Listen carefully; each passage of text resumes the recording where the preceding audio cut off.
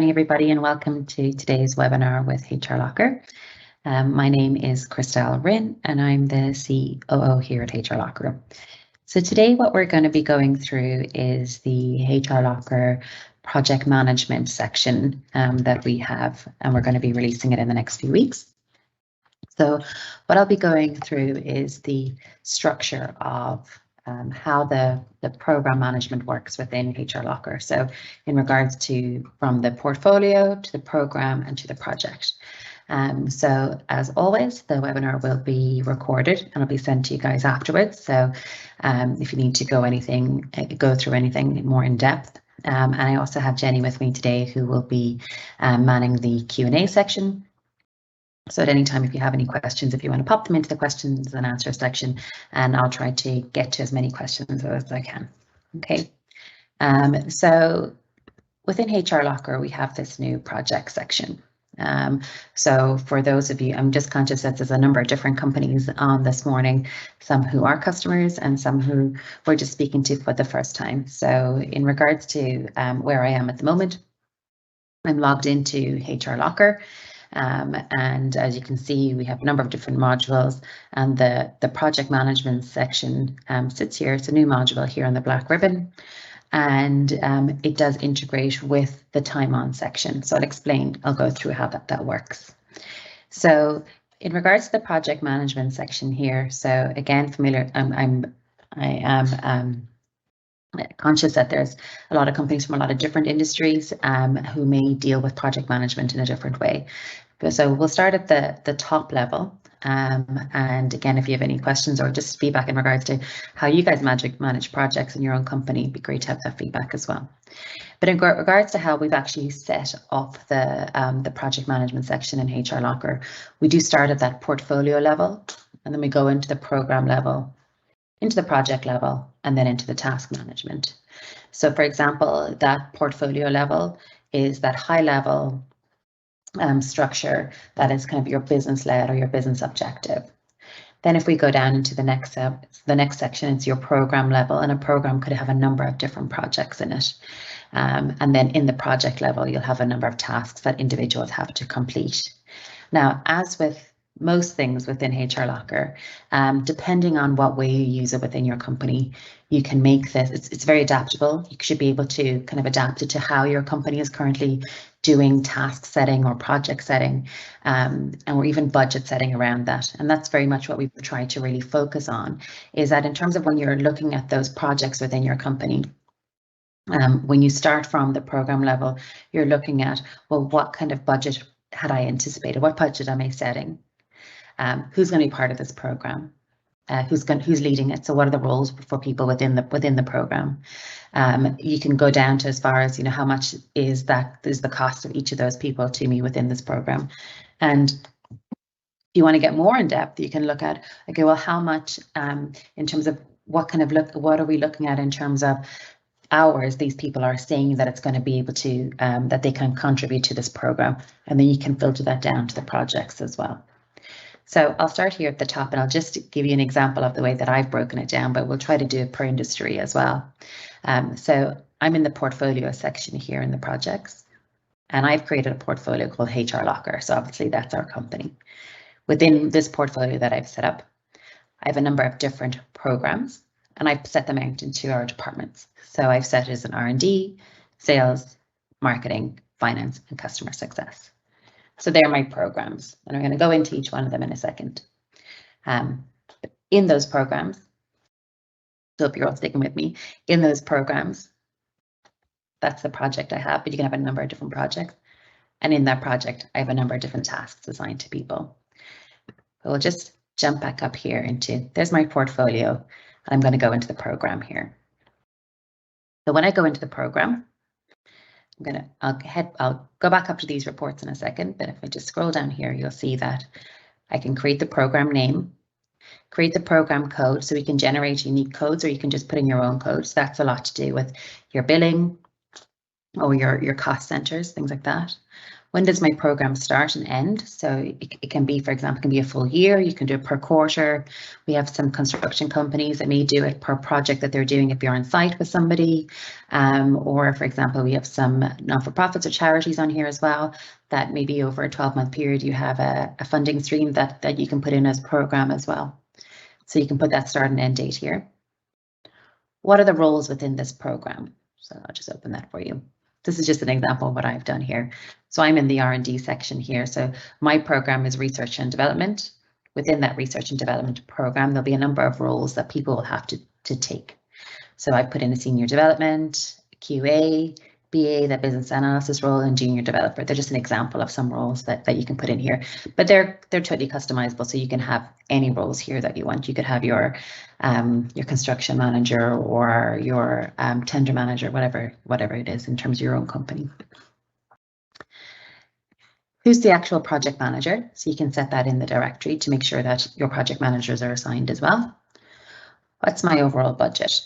So again, this is a good way to be able to set that budget at the beginning and be able to report at the end. Well, how much did it actually cost me at the end in regards to the amount of hours, the amount of effort that people put in, how much this project actually, how much did I budget in the beginning and how much did it cost me at the end? Again, for just, this is, you know, if you want to put it in euro or whatever it is, any notes that may be applicable to other people working on it, this. And then we have add field here. So again, we've tried to really make this as customizable as possible. These are default things that every program will have, but if you want to put in a specific field, you can put whatever customizable field you want there, whether you want it to be text or drop down value or whatever it is that you want, you can put in another field here.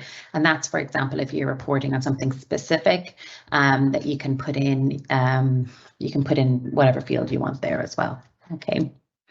So now I have my program parameters set up, and then I want to decide, well, who's going to be working on this program with me? So again, integrated within HRLocker. So everybody here, all your employees will be in this drop-down menu here. You can filter by department, you can filter by office. So if you want to, you can assign an entire office to this program, or you can just do specific employees.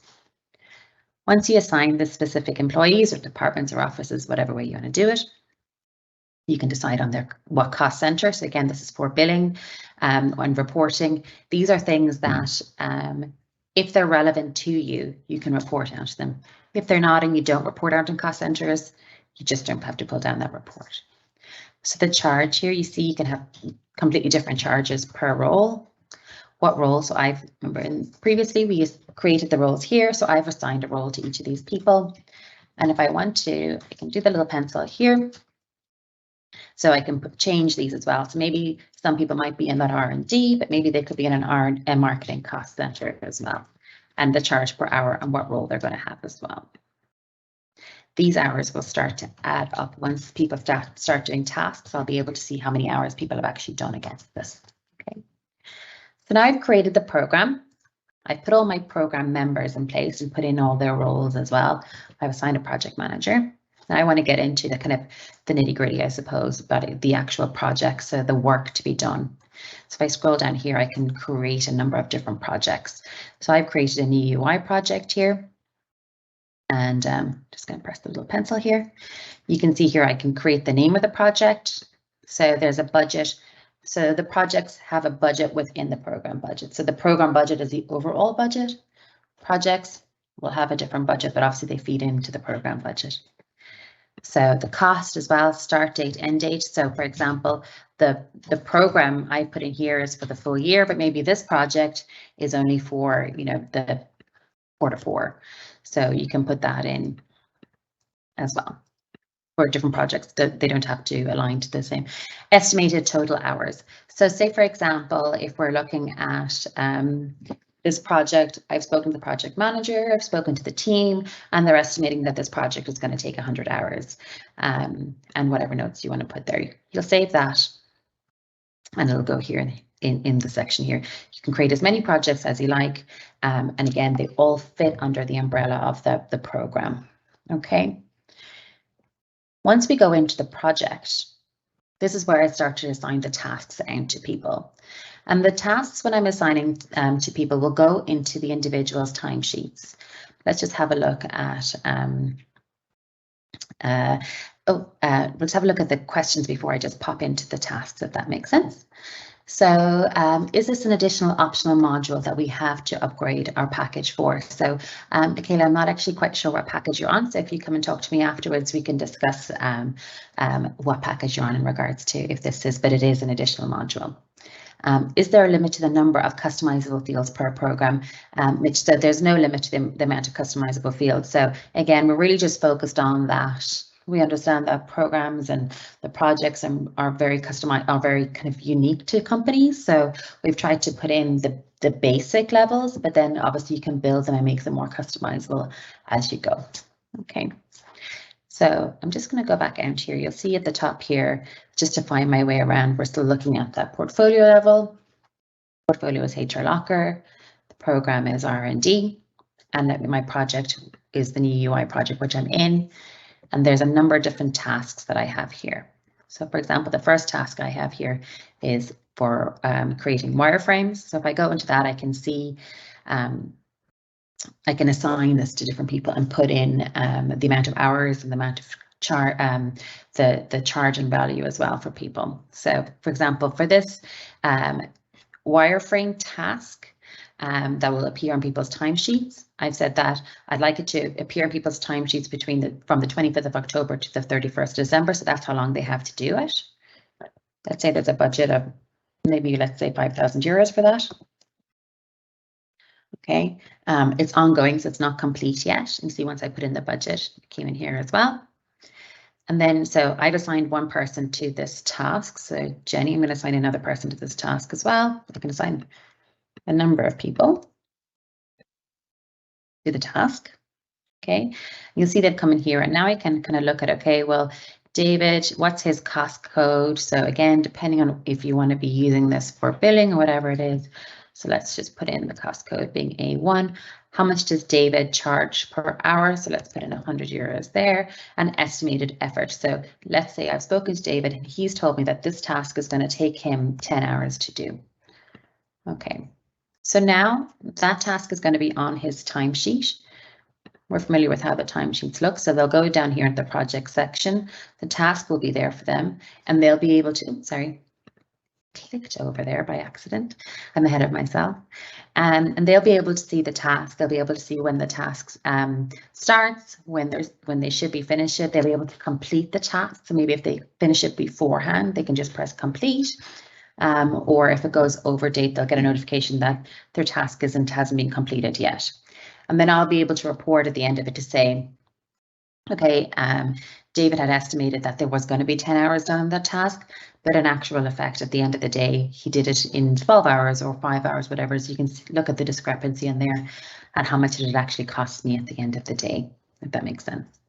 And then you can just complete or cancel the task as well. So I'll go back up here to the portfolio. And we'll see the portfolio, sorry. Let's just go back up here to the portfolio screen. Now, and we'll have a look in terms of the actual different projects that we have within the different programs. So you see there at the top of every single program, there is there's reporting to be looked at. So I can see how many, as a project manager, I can come in here and have a really quick overview to see how many days are remaining, how many hours have been recorded. So I can see that in regards to the tasks that people have done, where I am against budget. So, you know, how many hours have been recorded, what's the cost there, that kind of thing, how many tasks have been completed and how many tasks are remaining. So you can have a real quick overview to see, are we on target to reach this program or not, to reach this target or not. But again, just kind of conscious of the different industries within the room. So if we look at in terms of, for example, a construction project, so we could maybe do a portfolio that we could start, that it could be perhaps kind of site 1, for example, for want of a better name. So you'll see that portfolio has been created here. Then if I want to go into the portfolio, I can start to, that site. So I can start to add a number of different programs. And maybe there could be, again, there could be that health and safety side of things, or maybe the design or whatever it's going to be. what budget you have against it. When does that have to be complete? So maybe certain things have to be complete before, maybe it's ongoing throughout, maybe certain things have to be completed at the beginning. So you'll see here I have the site there, and I have, you'll just continue to the programs. Once you go into the program, similar to what I've done there, you'll put in the parameters again in regards to what the cost code is, the start and the end date, your program roles. So presumably they're going to be a little bit different to what I put in there. But there could be different jobs that you have on site. Who's that project manager for that project? Notes again, and then you'll assign the specific projects to this program. And I think the key thing is that that what we've kind of tried to look at is that you can make it very complicated if that's how you're doing it. Is that if you really are using a number of portfolios and a number of programs and a number of projects, you can for sure use it like that. Or if you're using just projects for the first time, you can just set up that one portfolio and just put all your programs in there. So you don't have to make it into this huge thing. Again, unless you're used to that kind of portfolio program management. And then everything we've really looked at kind of making it quick and easy for you to do it. So you can just, in the portfolio page, as the person coming in, I can just add programs really quickly from the page here, or archive them or name them, but just have a quick overview there as well to see, where things are. Have they been assigned? I can see quickly that this one hasn't been assigned yet. And again, in each one of the programs, when I go in, I can have a quick reporting in regards to where we are actually on are we on target? Are we ahead of budget? Are we over budget? And I think what's important is when you're looking at the forecasting, you forecasted a budget and you forecasted man hours as well, is that even if you underachieve those, so for example, if you come in dramatically under budget or you come in dramatically under the hours that have been forecasted, and that's something to be looking at as well. Obviously, we don't want to go over budget, but if you're going 30 or 40% under budget or 30 or 40% under hours, targeted, I suppose, under hours that you'd forecasted, that's something to be looking at as well in regards to, are people actually, I suppose, forecasting properly. So I'll just have a look at the questions there again. If there's anything, and I said, please do ask any questions that you have. Hi, can you, sorry, that question just appeared on me. Can you set up a number of divisions, then assign jobs to each of the division, allocate crew to each job? Also, if they have more than one job per day, can they clock in and out of each job when it's complete? So I'll start from the top. So can you set up a number of different divisions, then assign jobs to the division? So your divisions will be set in regards to how you've set up HRLocker. So for example, we have departments, so they would probably be your divisions, and so you can just assign them to those departments, and you'll just assign jobs to those divisions, and then you'll allocate the crew to each of those jobs then within it. And absolutely, that's I suppose the key is that most of us are working on a number of different projects throughout the day. So they will have a number of different projects in their timesheets that they will enter hours against throughout the day. And there's no limit on that. I mean, that's kind of how you guys would manage your own time. Presumably, there isn't, if you really want to, you can have somebody working on 100 tasks a day, but it's whatever you guys do within your own company. So what are access restrictions on adding programs and projects?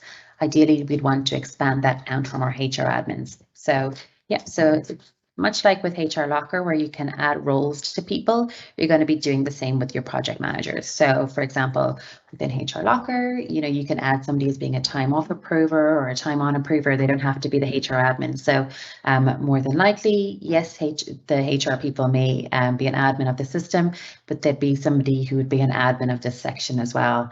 And that may not be the HR person. That may sit in a completely different environment. So you can set up as many project managers as you like from that side of things. Can a PM close a task so no more time can be booked on it? Yeah, so I'll just go here into the task as well. I just give that a quick look. So if I go back to the portfolios there, I just want to see where I had some tasks set up. So if I look at the wireframe task here, so I can just go in there and complete it so that, or cancel it, either one, so I can complete it. So I can make it that they can't add any more time against it. So you kind of have that control over it as well. Can you manage billing on this module? So what you can do in regards to the billing side of things is, so we do not create invoices. We're not an accounting platform, but what you can do is you can create a report out that will tell you how many hours it's cost you.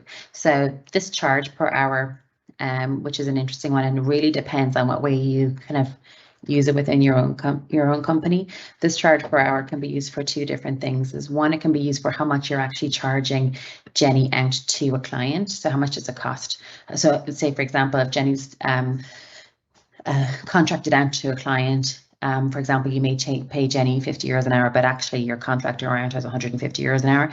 So you can change that as a charge. So you can put that, so you can use that in regards to your billing. So what we will produce out of here is not the invoicing side of things, but it will show you how much a project has cost. If you put in the charge here, that's the charge to the company or whoever it is that you're outsourcing it to, that how much, I suppose in theory, that you're supposed to bill to that person. Okay. I think that's kind of the last of the questions that have come in there, if there's any more. So in terms of the project management section, we'll be rolling it out over the next few weeks.